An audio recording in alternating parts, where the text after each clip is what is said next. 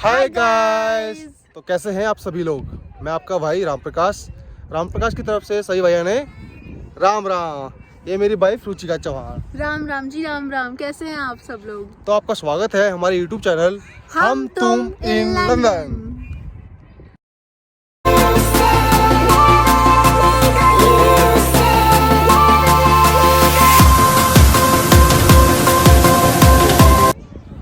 तो गाइज़, जैसे कि आपको पता है कि हमने YouTube पे चैनल अपना ये स्टार्ट करा है, तो इसमें हम आपको कुछ इन्फॉर्मेटिव वीडियोस देंगे जैसे यहाँ से रिलेटेड, जो सबके काम आएगी। जो लोग जैसे प्लान कर रहे हैं आने की, जो लोग आ चुके हैं वो भी देख सकते हैं, क्योंकि यहाँ पर रहने का सिस्टम भी हम बहुत सारा बताएंगे आपको।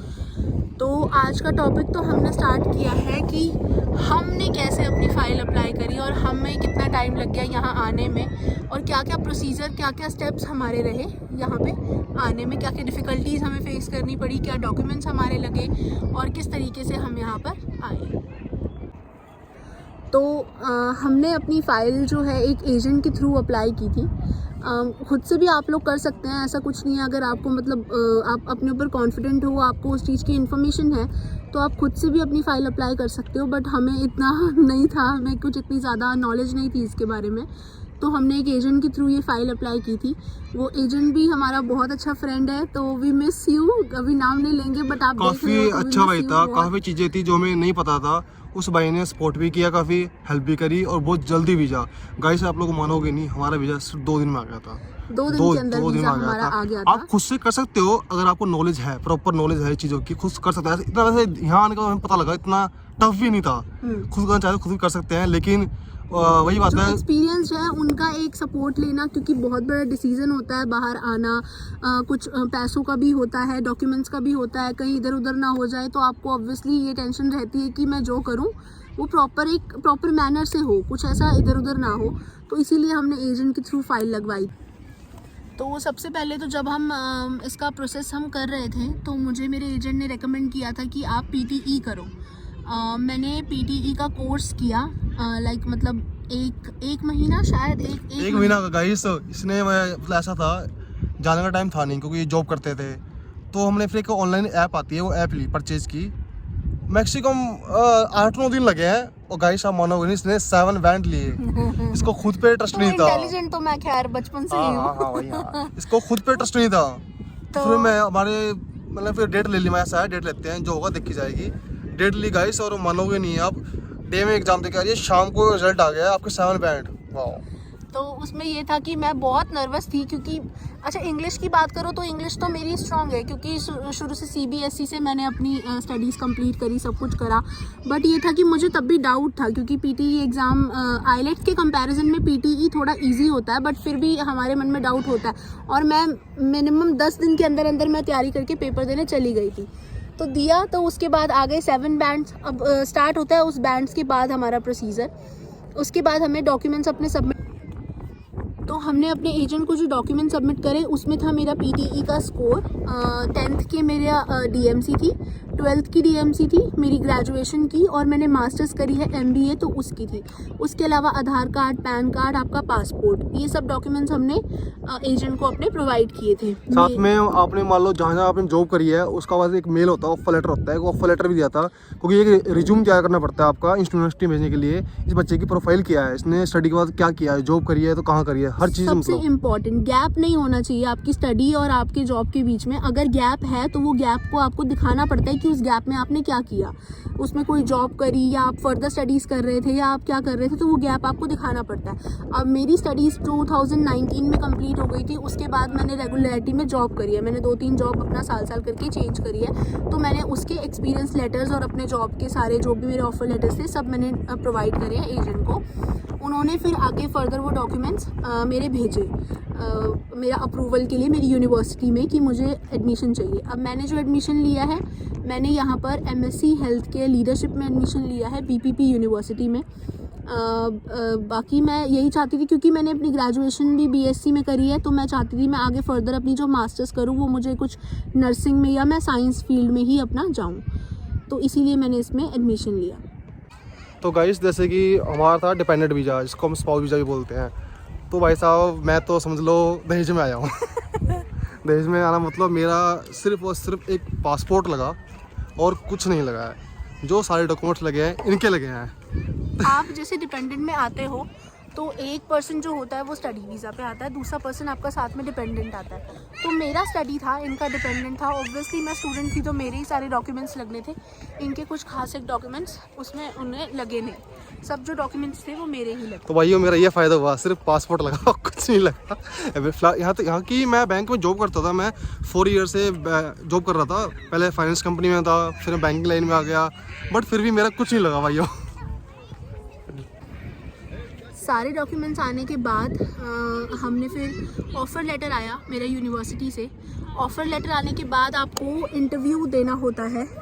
इंटरव्यू सुन के घबराओ नहीं बस थोड़ा सा ये होता है कि आपको मतलब वो इंग्लिश की कैपेबिलिटी चेक करते हैं कि आप वहाँ जाके कम्युनिकेट कर पाओगे या नहीं, वहाँ आप क्यों आना चाहते हो, आपने यही यूनिवर्सिटी क्यों चूज़ करी। आपको एक प्रॉपर गाइडलाइंस, जब आप किसी एजेंट के थ्रू रेफ़र करोगे या कुछ करोगे तो they will guide you for that. वो आपको कुछ क्वेश्चंस देंगे और बेसिक क्वेश्चंस होते हैं। अगर आपका मेन है, आप मोटिवेटेड हो, आपको पता है आप क्यों जा रहे हो, तो आप ऑब्वियसली उन क्वेश्चंस के आंसर दे दोगे, आपको कोई उसमें प्रॉब्लम नहीं आएगी।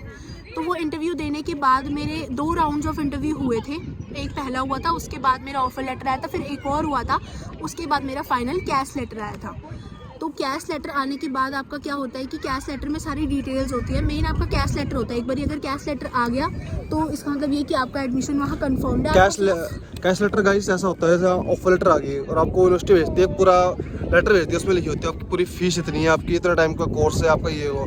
तो अगर आपके ऊपर होता है, आप 3 मंथ फीस पे करना चाहते हो, 6 मंथ पे करना चाहते हो, यार 1 ईयर की। लेकिन गाइस मैं सेट करूँगा, जब भी आओ जितनी भी आपकी फ़ीस है पूरे साल की सारी पे करके आओ। हम यही रेकमेंड करेंगे, मतलब जैसे हम तो स्पाउस आए हैं यहाँ फिर भी, बट कोई अगर सिंगल स्टूडेंट भी आ रहा है तो मेरी रिकमेंडेशन यही रहेगी कि आप अपनी टोटल 1 ईयर 2 ईयर जितने भी ईयर का, मतलब वैसे तो ग्रेजुएशन में आप आते हो तो इट्स नॉट पॉसिबल कि आप 3 साल का पूरी की पूरी फ़ीस एक साथ दे दो, बट अगर आप मास्टर्स में आ रहे हो तो आप कोशिश करो कि अपनी 1 साल की पूरी फ़ीस आप वहीं से देकर आओ, ताकि यहाँ अगर आपको उस चीज़ का कोई बर्डन ना रहे कि आपको फ़ीस भी पे करनी है।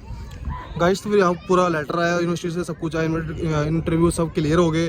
उसके बाद फीस थी उसकी, तो हमने पूरी फीस पे कर दी, मतलब पूरे साल के 1 साल का डिप्लोमा इनका, तो पूरी हमने फ़ीस पे कर दी। उसके बाद एक कैश लेटर आता है, हाँ भाई आपकी तरफ से हमें फ़ीस रिसीव हो गई है, तो फिर आप आगे की जॉब का आगे के जो डॉक्यूमेंट्स हैं वो रेडी करें और अपना तैयारी करें।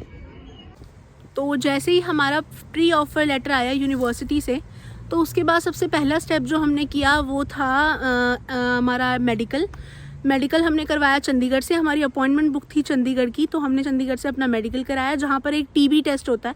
अगर आप सिर्फ यूके के लिए अप्लाई कर रहे हो, अदर कंट्रीज़ के लिए दूसरे भी टेस्ट होते हैं, बट अगर आप यूके के लिए अप्लाई कर रहे हो तो सिर्फ एक ट्यूबरक्लोसिस टेस्ट जो टीबी टेस्ट आपका होता है वो होता है। तो वो टेस्ट होने के बाद हमारा जो फर्दर स्टेप था, आपको फ़ंड्स शो करने पड़ते हैं। फ़ंड्स के लिए आपको क्या होता है कि 28 डेज़ आपके पुराने बैंक में फ़ंड्स होने चाहिए। उसकी एक प्रॉपर बैंक स्टेटमेंट आपकी सारे डॉक्यूमेंट्स के साथ जाती है जब आपका वीज़ा सेंटर में आपका अप्लाई किया जाता है आपका इमिग्रेशन पे। तो आपके फ़ंड्स होने चाहिए 28 डेज़ ओल्ड। तो हम दोनों के फ़ंड्स वहाँ शो किए गए थे, जो 28 डेज़ ओल्ड हमें शो किए गए थे।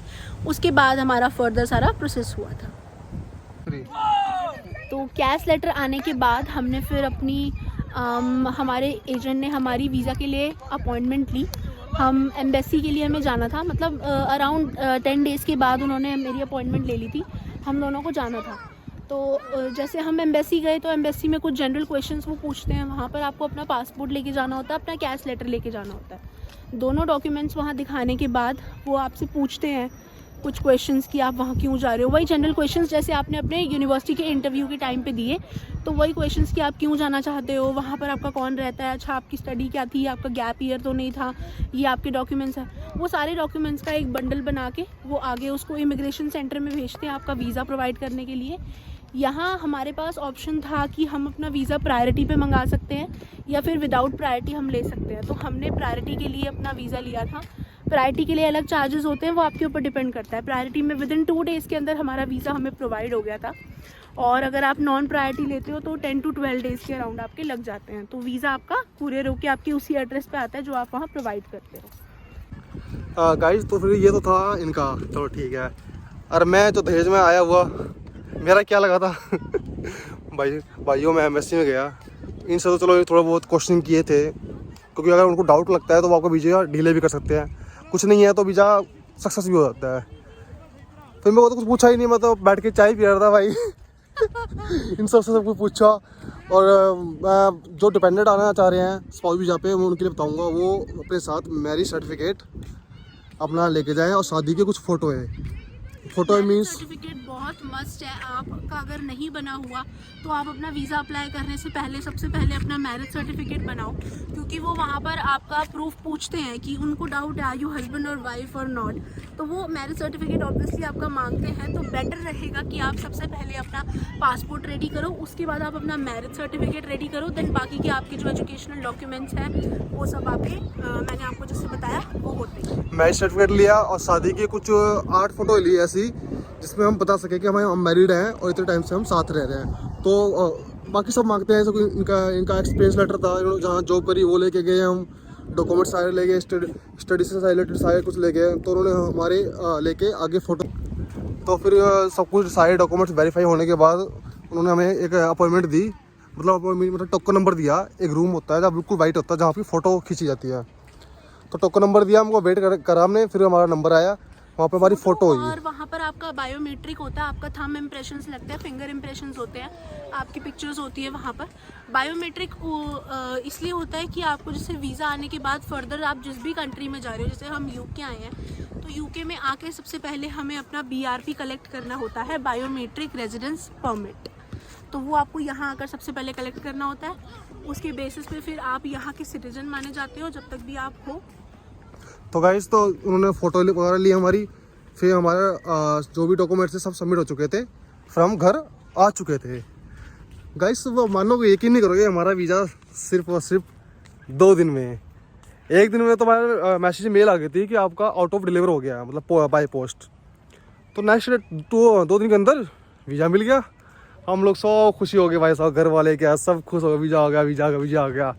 फिर हमारी धक शुरू होगी। धक शुरू तो होनी थी क्योंकि फैमिली से दूर जाना था, फिर सब कोई खुश हो रहा है, कोई इमोशनल हो रहा है, तो सारी था मतलब क्या करे। फिर हमने ऐसे वीज़ा आया, फिर हमने अपना टिकट वगैरह बुक कराई। टिकट हमने हमने खुद ही कर ली थी गाइस, क्योंकि कुछ टाइम कुछ ऑफर चले गए थे, तो पेटीएम के थ्रू हमने टिकट बुकिंग कर ली थी हमने। तो हमने अपना वीज़ा लिया, अपनी टिकट्स ली और हम उड़ के आ गए सीधा यूके। उड़ के आ गए यूके भाई जो। तो यूके जब आए भाई साहब बिल्कुल ही चेंज हो गया मतलब हमने सोचा नहीं था ऐसा हो जाएगा और इतनी जल्दी हो जाएगा। तो आगे हमारे साथ यहाँ जो जो हुआ उसकी जर्नी हम आपको आगे आगे बताते रहेंगे। यहाँ क्या डॉक्यूमेंट्स कलेक्ट करने होते हैं, कैसे यहाँ चलता है, यहाँ जॉब कैसे मिलती है, स्टूडेंट्स होते हैं उनके लिए क्या क्या बेनिफिट्स होता है, किस तरह से आप यहाँ रह सकते हो, अकोमोडेशंस, और भी बहुत बहुत बहुत सारी चीज़ें हैं बताने के लिए। तो आज की वीडियो के लिए सिर्फ इतना ही था। हम आपको ये कैसे बताना प्रोसेस चाहते किया, कैसे आए, क्या क्या डॉक्यूमेंट, ये सब बताना चाहते थे, जो कि इस वीडियो में सब है, लेकिन उसके लिए आपको पूरी वीडियो देखनी पड़ेगी, तब समझ आएगा आपको। जो लोग अपनी फाइल लगवा रहे हैं उनके लिए लिस्ट ऑफ डॉक्यूमेंट्स मैं डिस्क्रिप्शन में नीचे मेंशन कर दूंगी, आप वहां से भी चेकआउट कर सकते हो कि क्या क्या रिक्वायर्ड होता है एक स्पाउस वीज़ा में। और इसके अलावा अगर आप लोगों के कोई भी क्वेश्चंस हैं तो आप कमेंट के थ्रू मुझे बता सकते हो, या मैं अपने इंस्टाग्राम चैनल का लिंक भी बिलो डिस्क्रिप्शन में डालूंगी, आप मुझे वहाँ पर भी फॉलो कर सकते हो। और बाकी कुछ भी डाउट्स हो तो गाइज उसके लिए आप कमेंट करो, हमसे पूछो। बाकी गाइस देखो सितंबर का मंथ है, वेदर चेंज हो गया, ठंड है, जो भी आ रहे हैं अपना इंतजाम करके आना भैया, वरना हाथ कान पैर हाथ सब ठुठुर जाएंगे, ठंडे हो जाएंगे। तो गाइस बने रहिए हमारे यूट्यूब चैनल पे, जो भी आपको कुछ पूछना है कमेंट में करिए, आपको हर वीडियो का सोल्यूशन देंगे जो हमने सीखा है, रियलिटी है जो। गाइस डू लाइक शेयर और सब्सक्राइब करो ताकि जिनको ये इन्फॉर्मेशन चाहिए उन तक ये पहुंच सके और हमें भी थोड़ा मोटिवेशन मिलता रहे और ऐसी वीडियोस बनाने के लिए। और आपको अच्छी लग रही है तो प्लीज़ कमेंट सेक्शन में आप एक थम्स अप करना और मुझे बताना कि मुझे इसमें क्या इम्प्रूवमेंट करनी चाहिए, या और कुछ ऐसी डॉक्यूमेंट्स जो मुझे आपको बताना चाहिए जो मैं नहीं बता पाई। तो प्लीज़ बने रहिए हमारे चैनल पे और लाइक करें, सब्सक्राइब करें और शेयर करें। Thank you so much. Thank you so much. Ram Ram भाइयों। Bye. Get on my head. Get on my head. Get on my head. Get on my head.